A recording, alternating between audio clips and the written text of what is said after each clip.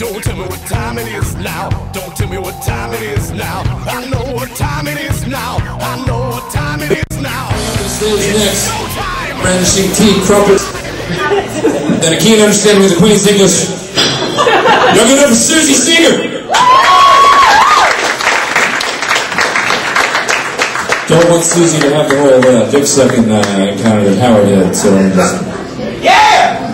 Thank you for that, David Gunn. Ooh, I just knocked my mouth out. That's nice. Alright, so Howard, I know birthday sex is all really good, but I'm sure he's past the moving in together, where you have the household sex, and you just fuck in every room of the house. Yeah? Anyone at that point in the relationship? Yeah, it's not going to last for long, you're fucked.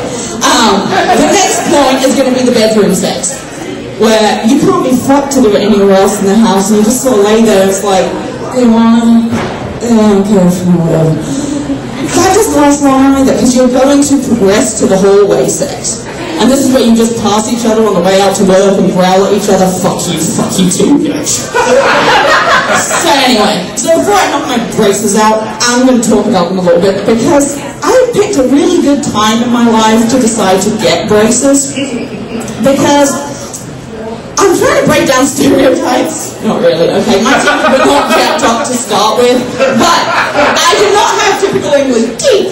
And it's not the reason I have these things anyway. Do you ever go to the doctor and you go for one reason and it turns out there's like 25 things wrong to get you to that fucking point? Yeah, well that's what happened here. I went to an ENT because I was having a problem breathing when I was getting overexerted, okay?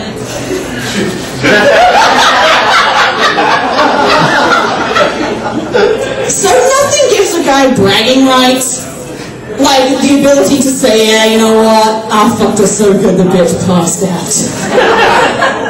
That was the problem I kind of had. So anyway, I go see the ENT and he says, okay, you can't breathe properly because you've got a deviated septum. You're going to have surgery. I'm like, is my insurance going to cover this? Yeah, sweet. Nose job covered by insurance. I'm really happy about this. But he says to me, he's like, well, we can't do the surgery until you get your jaw fixed. I'm like, what the fuck's wrong with my jaw?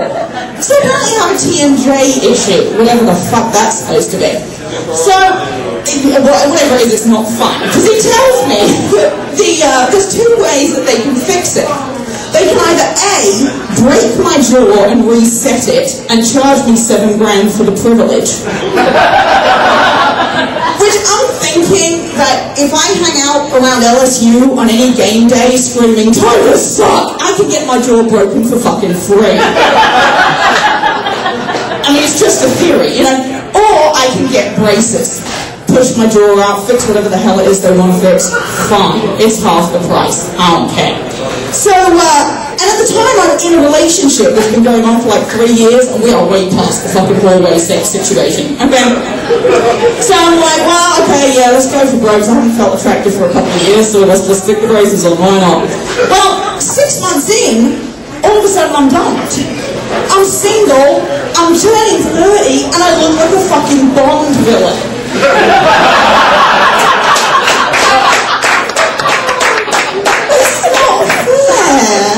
You know, and most of my friends are blokes, and I've got a couple of them that I'm like, no, come on, they're cute, they're sort of high school cute, you know, and this is right before they ask me to say, go on, so you've been started by snakes, please. Fuck you, Johnny. So anyway, and that'll be the only fucking time you ever hear that, pal, so give it up right now. So yeah, so I'm like, it sucks. I mean, these things just really blow. But I go to my dentist after, I've had him on like 6 months, and he says, we're doing really well, we can probably have him off in a year. Excellent. He's like, okay, well, now it's time to accessorize. Shit. This is when he decides it's time for these fucking bangs. He sends in his militant fucking dental nurse, okay? And this bitch is used to having to, you know, drill this information into kids. Because, I mean, there's not many adults wearing these things. So she comes in and she's trying to show me how to put them on, and she's got my jaw back to fucking here and whatever. And she's like, you know, you need to change these every 3 hours. fine, whatever. And she's like, you'll never take them off. Ever. Except for to clean or for to eat.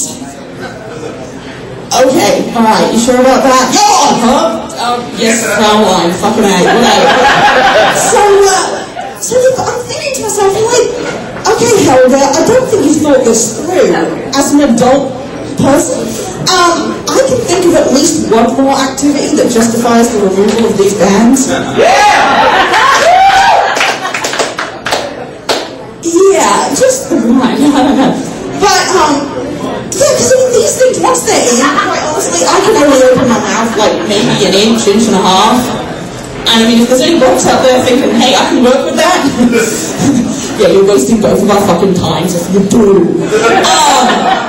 So yeah, I'm thinking this really fucking sucks, but I mean, honestly, if there is any bloke that seriously decides that he's willing to come close enough to my mouth with anything he values, with these bands in, I'll tell you now, I'm gonna bite like a fucking pit bull.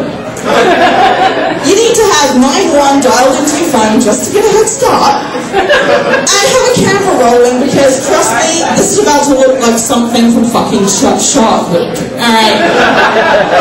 Go Discovery. So yeah, I mean, that's what I'm stuck with for another year and a half, which really, really blows. But I'm guessing though, at the end of it though, I'm gonna have my, my all-American smile, have my Hollywood nose, it'll be all good, And, so just remember, ladies and gents, don't forget to floss. Alright, thank you so much. I'm going now, bye.